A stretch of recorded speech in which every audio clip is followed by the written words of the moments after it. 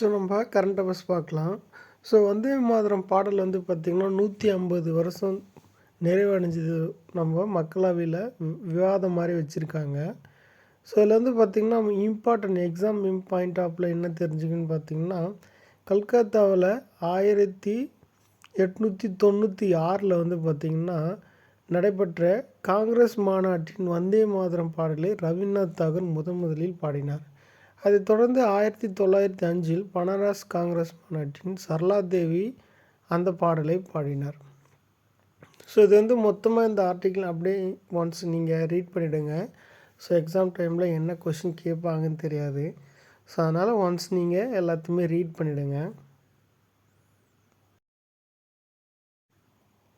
So அடுத்து பார்த்திங்கன்னா, நீதிபதி ஜிஆர் சுவாமிநாதன் பதவி நீக்கம் தீர்மானம் இண்டி கூட்டணி தீவிரம். ஸோ என்னென்னு பார்த்திங்கன்னா, சென்னை உயர்நீதிமன்ற மதுரை அமர்வு நீதிபதி விஜிஆர் சுவாமிநாதனை பதவி நீக்கம் செய்யும் முயற்சியை இண்டி கூட்டணி எம்பிக்கள் தீவிரப்படுத்தியுள்ளனர். பதவி நீக்க நோட்டீஸ் அனுப்புவதற்காக திமுக, காங்கிரஸ், இடதுசாரி உள்பட பிற மாநிலங்களை சேர்ந்த எதிர்க்கட்சி உறுப்பினர்களின் கையொப்பம் பெறப்பட்டு வருகிறது. திருப்பரங்குன்றத்தின் தர்காவுக்கு அருகே அமைந்துள்ள தீபத்தூணில் விளக்கேற்ற கோயில் அதிகாரிகளுக்கு நீதிபதி ஜிஆர் சுவாமிநாதன் உத்தரவிட்டதை தொடர்ந்து எழுந்த பதற்றமான சூழலை அடுத்து அவருக்கு எதிரான இந்த நடவடிக்கை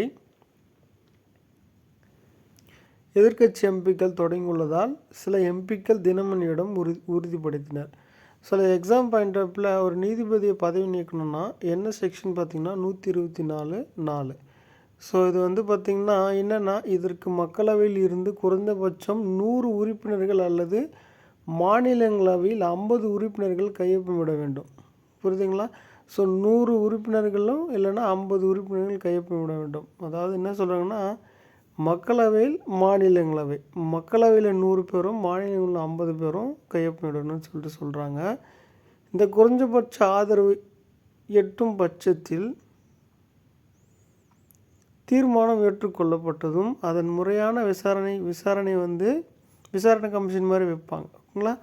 ஸோ இதில் வந்து பார்த்திங்கன்னா, ஒரு நீதிபதி பதவி நீக்கம் செய்யணும்னா செக்ஷன் 124 வந்து தெரிஞ்சுக்கங்க.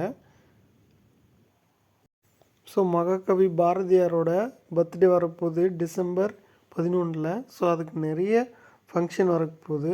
ஸோ அதோட ஆர்டிக்கிள் தான். ஸோ கொஷின் கேட்பாங்க. இந்த மாதிரி கொஷின் கேட்பாங்கன்னா, ரீசெண்டாக மகாகவி பாரதியார் எத்தனையாவது பிறந்தநாள் கொண்டாடினாங்க அப்படின்னு கேட்பாங்க. 144வது.